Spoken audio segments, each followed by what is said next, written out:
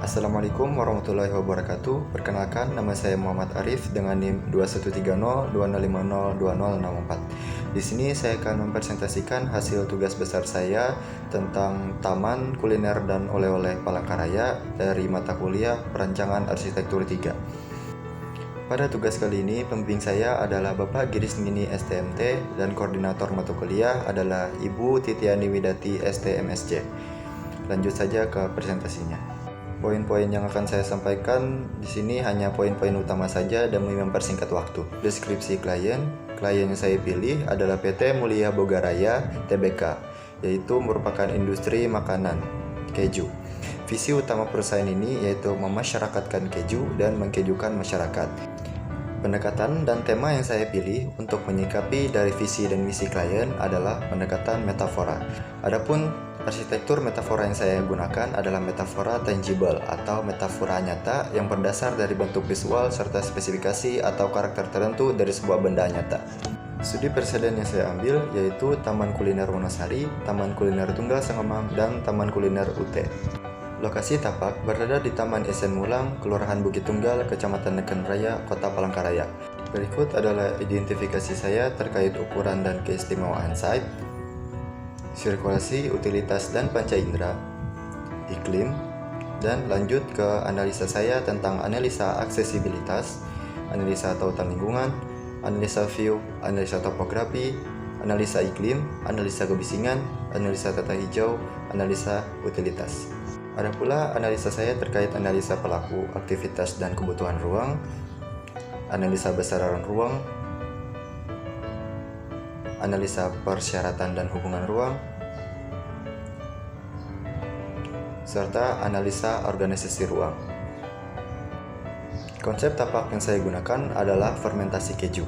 Fermentasi keju merupakan proses penuaan dari keju seiring bertumbuhnya bakteri-bakteri positif yang menunjukkan kematangannya karena terdapat lubang-lubang atau rongga yang muncul daripada permukaan keju. Dengan berlandaskan metafora, bentuk bangunan, ruang terbuka, dan elemen-elemen taman menyesuaikan rongga-rongga layaknya bentuk keju. Berikut adalah skematik tapaknya. Ini adalah sintesis tapaknya. Dua bangunan yang saya pilih untuk dikembangkan lagi adalah restoran masakan internasional dan toko souvenir. Restoran masakan internasional menerapkan pola sirkulasi linier yang memudahkan para pengunjung dan pegawai untuk menuju setiap ruangan. Selain itu, bentuk denahnya juga menyesuaikan bentuk bangunan. Toko souvenir menerapkan pola sirkulasi grid pada ruangan etalase agar pengunjung bisa merasakan sensasi ruang yang luas. Bentuk denahnya juga menyesuaikan bentuk bangunan. Berikut adalah alternatif pradenahnya. Berikut adalah sintesis ruang dari restoran masakan internasional dan sintesis ruang dari toko souvenir. Lanjut ke konsep bangunan. Bangunan restoran masakan internasional. Dengan berlandaskan metafora tangible atau analogi, maka konsep bangunan restoran masakan internasional mengambil bentuk dari keju yang paling terkenal, yaitu keju Emmental. Keju Emmental sendiri berbentuk segitiga dan terdapat lubang-lubang pada sisi permukaannya. Yang semakin besar, maka akan semakin matang keju tersebut. Konsep ini cocok untuk restoran masakan internasional yang menjadi ikonik utama dari kawasan kuliner. Untuk konsep toko souvenir, dengan berlandaskan metafora tangible juga, maka konsep bangunan toko souvenir mengambil bentuk keju yang terbuat dari susu kambing, yaitu keju Cerf.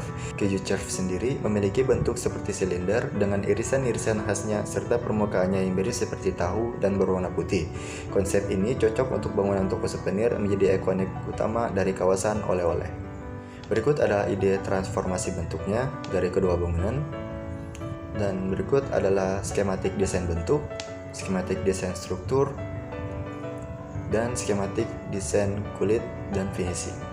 Berikut adalah sintesis bangunannya untuk restoran masakan internasional dan sintesis bangunan untuk toko souvenir. Lanjut ke konsep detail tapak. Ada dua detail, yaitu pergola dan sculpture. Pergola terletak di area plaza kedatangan Taman Kuliner dan Oleh-oleh, serta sculpture berkonsepkan huruf vertikal terletak pada fasilitas penerima kawasan kuliner dan juga fasilitas penerima kawasan oleh-oleh.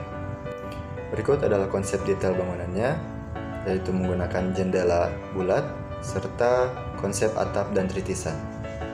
Berikut adalah set plan dengan skala 1:1000, layout dana keseluruhan dengan skala 1:500, potongan side dengan skala 1:500, denah masing-masing skala 1:100, tampak dengan skala 1:100, potongan juga dengan skala 1:100, dan ini adalah perspektif eksterior dan perspektif interiornya.